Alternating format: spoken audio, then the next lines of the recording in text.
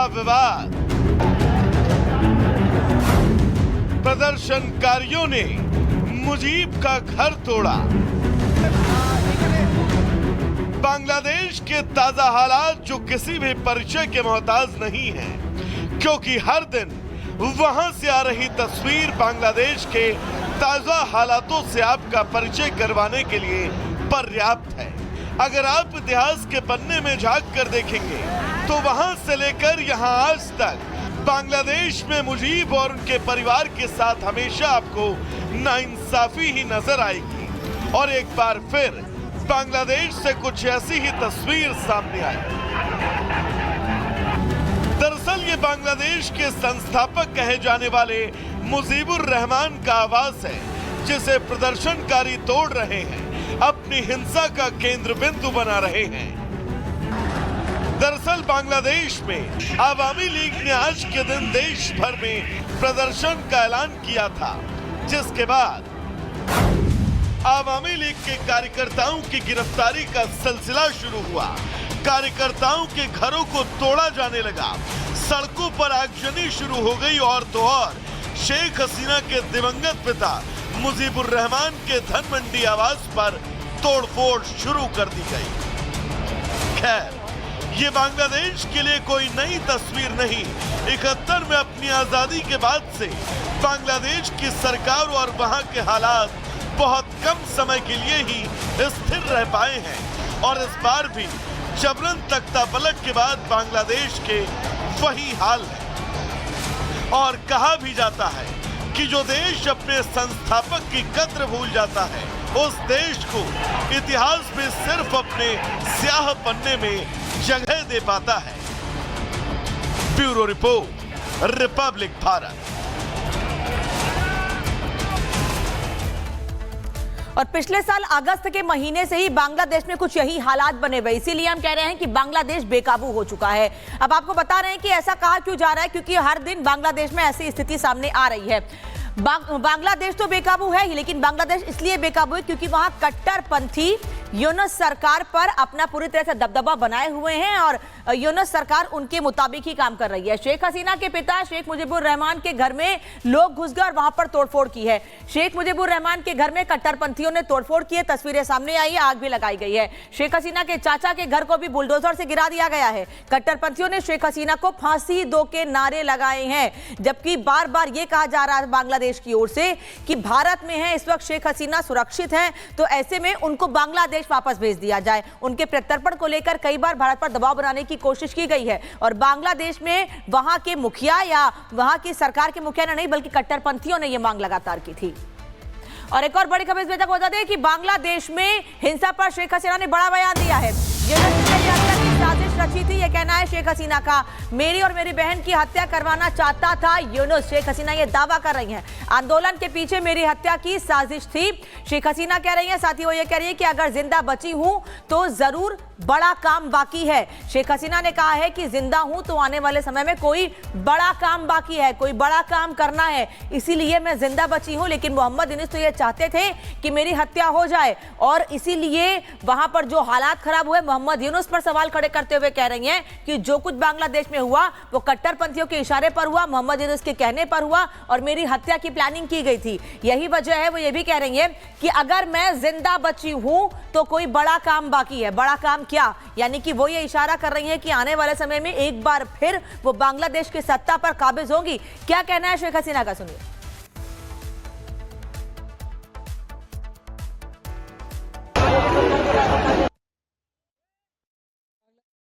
সারা বিশ্বের কাছে উন্নয়নের রোল মডেল ছিল, উন্নয়নের বিষয় ছিল। সেই বাংলাদেশের আজকে চরমভাবে ধ্বংস করে আজ একটা জঙ্গি সন্ত্রাসীদের দেশ হিসেবে পরিণত করা হয়েছে। এদেশের বাংলাদেশের কৃষক, শ্রমিক, ছাত্র জনতা, সরকারি ও অসরকারি কর্মকর্তা কর্মচারী থেকে শুরু করে কেউ রেহাই পাচ্ছে না, পুলিশ বাহিনী কেউ রেহাই পাচ্ছে না। এদের ধ্বংসের খেলা আর রক্তের খেলা আজকে বাংলাদেশকে ক্ষত বিক্ষত করে দিচ্ছে। কিন্তু এটা যে কোটা আন্দোলন ছিল না, এটা যে ছিল একটা ভিন্ন ষড়যন্ত্র, সেটা আমি বারবার বলেছি। এটা ছিল সেই একজন ক্ষমতার লোভী তার মেটিকুলাস ডিজাইনের একটা অংশ, সেই অংশ হিসেবে সে ছাত্র হত্যা করেছে, জনগণকে হত্যা করেছে, আওয়ামী লীগের নেতাকর্মী হত্যা করেছে, পুলিশ হত্যা, সাংবাদিক হত্যা, সাংস্কৃতিক কর্মী হত্যা, সারা দেশটাকে ক্ষত বিক্ষত করা, অর্থনীতিকে ধ্বংস করা। तो शेख हसीना क्या कह रही थी वो आपने सुना, लेकिन आपको बता दें कि पूर्व पीएम शेख हसीना ने समर्थकों को संबोधित किया और अपने संबोधन में क्या कुछ कहा है वो आपको ग्राफिक्स के जरिए बताते हैं। शेख हसीना ने आंदोलन को लेकर एक बहुत बड़ा दावा किया है कि बांग्लादेश में आंदोलन उनकी हत्या के लिए किया गया था। यह दावा उन्होंने किया, आपको सुनवाया भी हमने। और शेख हसीना ने मोहम्मद यूनुस पर एक बड़ा आरोप भी यहां पर लगा दिया है कि शेख हसीना और उनकी बहन को मारने की योजना मोहम्मद यूनुस उनके समर्थकों ने बनाई थी। पूर्व पीएम ने अपने घर पर हुए हमले पर भी कई सवाल यहां पर खड़े किए हैं। और इसी के साथ साथ आपको बता दें कि मुल्क के लिए कुछ नहीं किया तो अपमान आखिरकार क्यों, ये सवाल उन्होंने पूछा है। मेरी और मेरी बहन की यादों को मिटा दिया गया, ये तमाम बातें कहते हुए वो नजर आई। और घर जलाया जा सकता है लेकिन इतिहास नहीं जलाया जा सकता, ये भी शेख हसीना ने अपने संबोधन में तमाम बड़ी बातें कही है। और आपको ये भी हम बता दें कि और उनकी तरफ से क्या कुछ कहा गया है वो भी आपको सुनवाते हैं। কিন্তু লাখো শহীদের রক্তের বিনিময়ে যে পতাকা পেয়েছি, যে সংবিধান পেয়েছি, যে স্বাধীনতা পেয়েছি, তা ওই কয়েকজন বুলডোজার দিয়ে ভেঙে গুড়িয়ে দেবে এ শক্তি তাদের হয়নি এখনো। এটা তাদের দুর্বলতার প্রকাশ। তারা একটা দালান ভাঙতে পারে কিন্তু ইতিহাসকে তারা ধ্বংস করতে পারে না। ইতিহাস কিন্তু তার প্রতিশোধ নেয়, এটাও তাদের মনে রাখতে হবে। तो शेख हसीना तो ये दावा कर रही हैं कि वो जिंदा बची हैं तो कोई बड़ा काम बाकी है इसीलिए वो अभी जीवित हैं। लेकिन वहीं दूसरी ओर बांग्लादेश में लगातार बवाल मचा हुआ है। शेख हसीना की पार्टी ने सड़क पर उतरने की अपील की थी लेकिन अल्पसंख्यक पर हुए हमले के खिलाफ प्रदर्शन का उन्होंने आह्वान किया था, लेकिन ये प्रदर्शन करने नहीं दिया गया। शेख हसीना पर दर्ज मामलों के विरोध में पार्टी का प्रदर्शन था और इसको लेकर बाकायदा अपील की गई थी। शेख हसीना समर्थकों को ऑनलाइन भाषण देने वाली थी लेकिन ये यूनुस सरकार को, कट्टरपंथियों को नागवार गुजरा। भाषण से पहले ही बुलडोजर मार्च का ऐलान कर दिया गया था। डर गई है क्या यूनुस सरकार शेख हसीना से, यह सवाल उठ रहा है। 24 रेवोल्यूशनरी स्टूडेंट जनता नाम के संगठन ने इस बात का ऐलान किया था और बाद में बांग्लादेश के कई इलाकों में संगठन ने तोड़फोड़ भी की और वहां की तस्वीर हम आपको लगातार दिखा रहे हैं कि कैसे वहां पर तोड़फोड़ की गई है। और इस तोड़फोड़ के साथ ही बांग्लादेश में मोहम्मद यूनुस सरकार पर एक बार फिर सवाल खड़े हो रहे हैं। और अब देखना यह कि अंतरराष्ट्रीय स्तर पर बांग्लादेश में जो हालात खराब हो रहा है उसका एक बार फिर क्या असर पड़ता है। बढ़ते आगे देखते हैं 5 मिनट में देश दुनिया की अहम खबरें।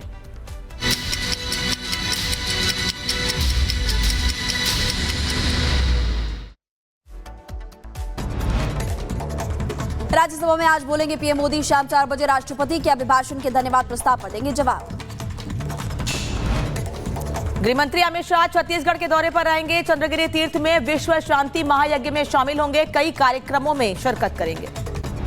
और उत्तराखंड में 3 दिन के दौरे पर सीएम योगी आदित्यनाथ अपने पैतृक गांव पहुंचे। मणिपुर में सीएम एन बीरेन्द्र सिंह के खिलाफ बगावत, कई विधायकों ने दिल्ली में डाला डेरा। कुछ विधायकों ने कथित तौर पर अमित शाह से की मुलाकात, केवल 7 मंत्री ही सीएम बीरेन्द्र का समर्थन कर रहे हैं। दिल्ली में एग्जिट पोल के नतीजे पर एमपी के सीएम मोहन यादव का बड़ा बयान और बीजेपी की सरकार बनने का दावा किया, कहा जनता चाहती है बदलाव। यशस्वी प्रधानमंत्री ने जिस प्रकार से काम किए, जनता का दिल जीता है और दिल्ली की दुर्दशा हुई कांग्रेस और आप दोनों पार्टियों के कारण से जो परिणाम आए, जनता निराश है। और मुझे इस बात का पूरा भरोसा है कि निश्चित रूप से 8 तारीख को भारतीय जनता पार्टी की सरकार वहां बनने वाली है। दिल्ली चुनाव पर मौलाना साजिद रशीदी का दावा, कहा जिंदगी में पहली बार बीजेपी को दिया वोट।